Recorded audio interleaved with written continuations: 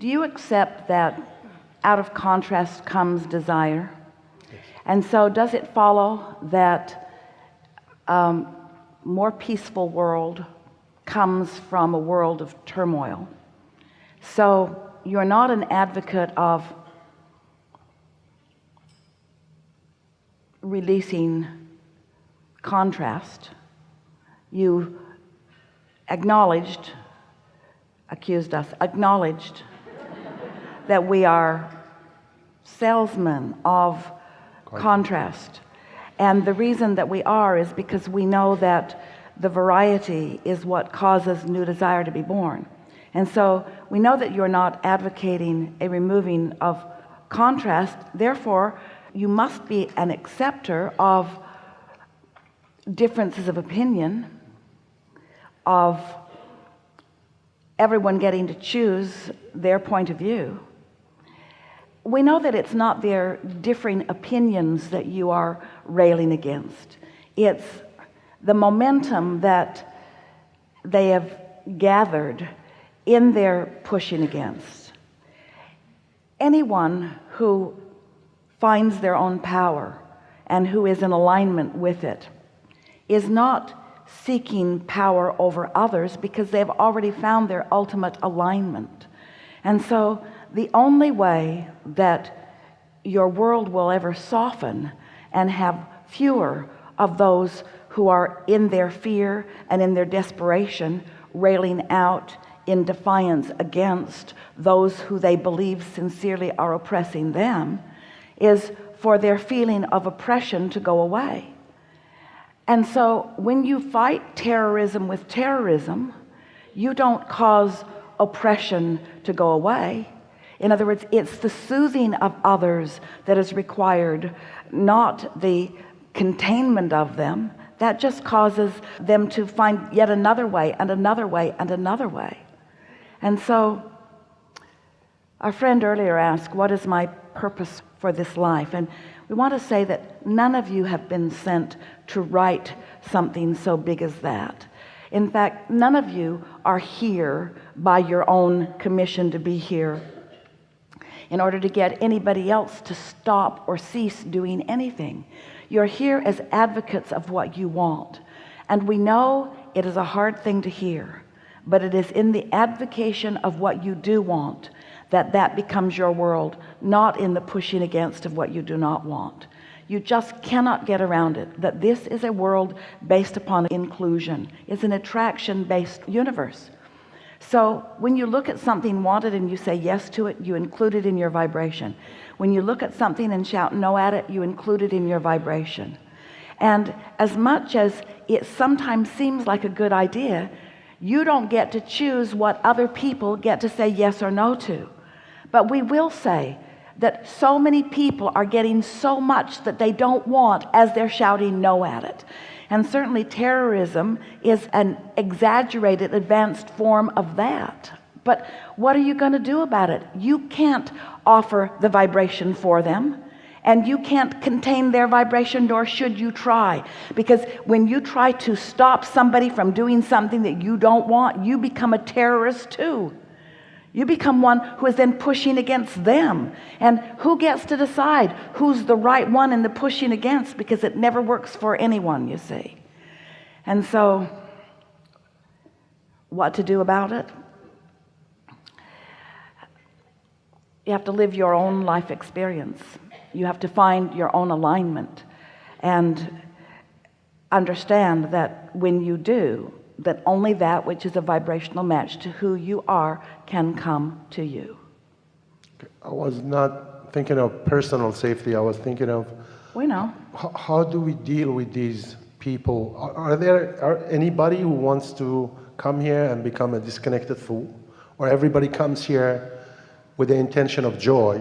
None of you intended to be out of sync with your guidance system. How do you reach the place of wanting to be in sync with your guidance system if you've never had the discomfort of being out of sync with it? In other words, it's all part of the same thing, isn't it? What this conversation is really about is, once you come to remember how this universe all fits together, and once you have shown yourself what alignment feels like, and what not alignment feels like, and you seek to be in alignment because it feels good and because it brings you your clarity and your appreciation and all that you seek. Once you have come to that personal awareness of how that all fits together, then there is not anything more. But look how many come into these physical experiences. Look how many, even as you are listening to us here, find yourself often willing to experience, to tolerate, to endure negative emotion.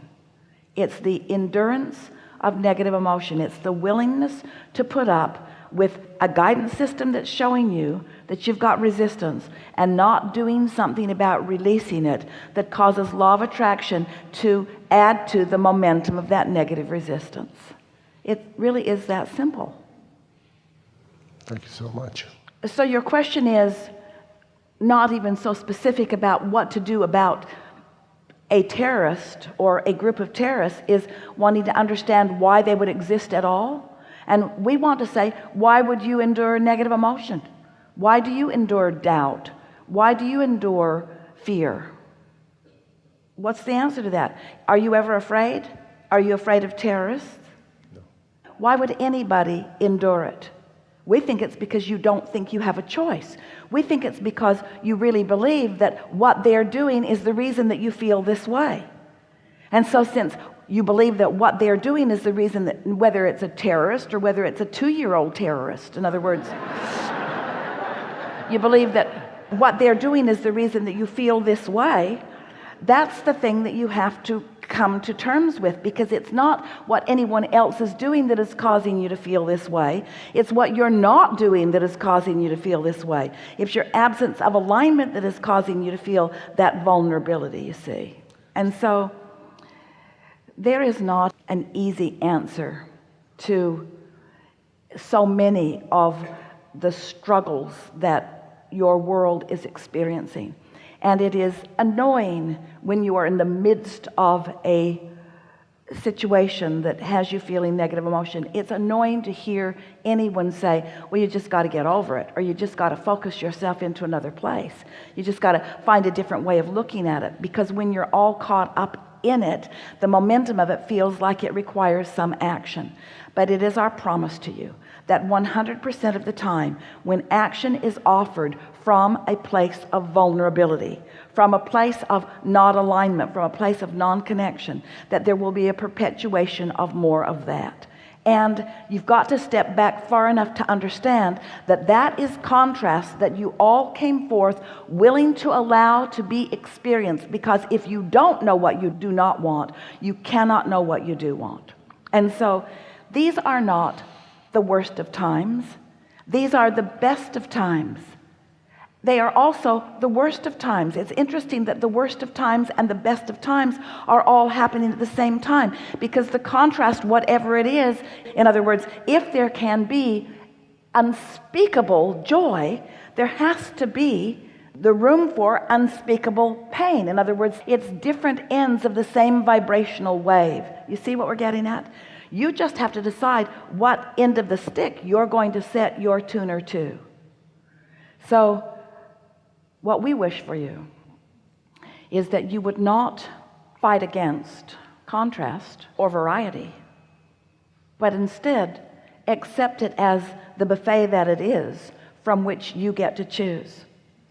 And we wish for you that you are able to find your own autonomy, that you come to understand that what the path of least resistance means is it's not peace all around the world. It's not the changing of a condition so that you can have a better feeling response to the condition. It's an unconditional love. It's not needing the condition to change, because that's what gets you into war to begin with. That's what provokes terrorism to begin with. The belief that this condition is depriving me of something, therefore that condition has to change. That condition that isn't any of my business has to change in order for me to feel better. Eventually, that condition will come so close to you, you will believe it is part of your business. But it doesn't need to be part of your business. You bring it to you by your attention to it, you see.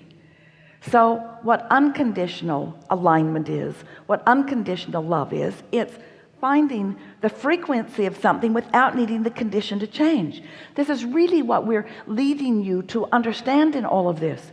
When someone is in your experience and they're behaving just the way you want them to behave in order for you to feel good at all times, you're living a very conditional love, which means you're going to be in great trouble when you get out into the world where everyone's not catering to you the way this one person has been catering to you.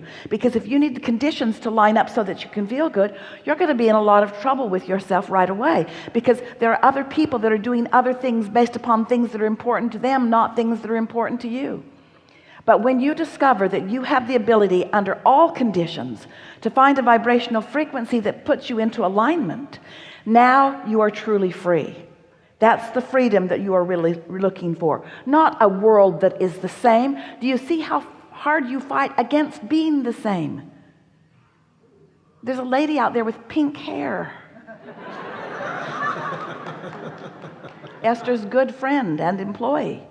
Pink hair. Ridiculous. Really lovely in every way. But what we are getting at is, when you need conditions to be exactly the way you think you need them to be, you are bound, because now you are in this place of needing to control the conditions. And it's the belief that you must control conditions that is at the heart of all of that dysfunction. So let's talk about this vibration that is all that you want, and it's all that you've become. It's the vortex version of you. It's infinite intelligence. It's guidance that's being offered to you. It's clarity about everything that matters to you. Everything that matters to you. And so it's being offered to you, and now you're tuned in, tapped in, turned on. Maybe you meditated, maybe you went to the beach. Doesn't matter. You found vibrational alignment in some way. Now the ideas begin to occur to you. And as the idea occurs to you and you feel the emotion of it, you begin the translation of that knowledge, of that already accomplishment, of that expansion, of that evolution. You begin to translate it into your experience.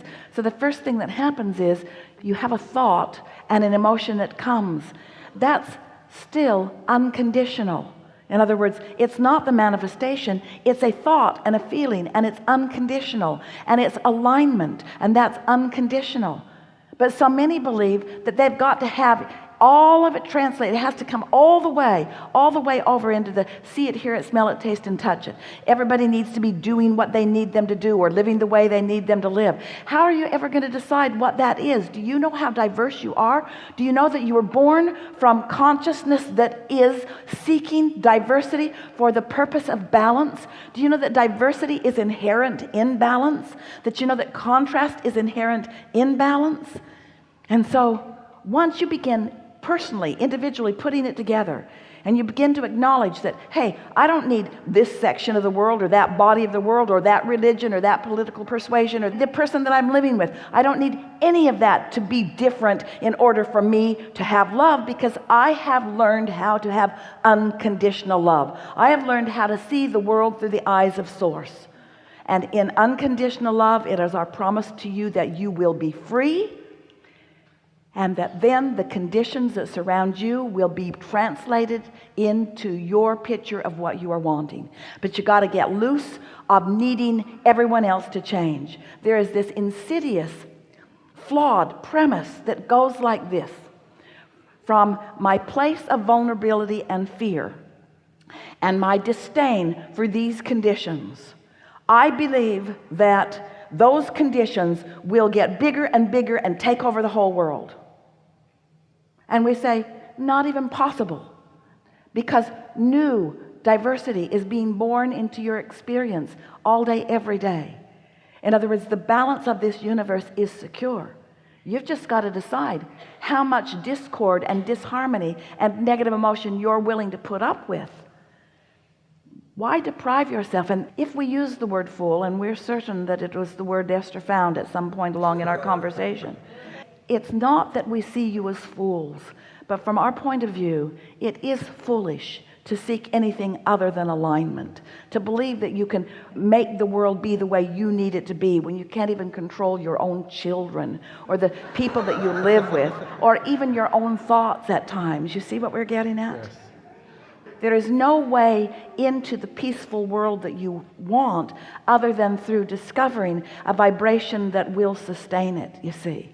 And really what you're wanting to do is to become so good at sustaining it that the opportunity for it begins to subside. But the biggest thing that we want to say to you is you can't worry about what anybody else is doing about it, because in the moment you turn your attention to what they are or are not doing, then you're not doing it.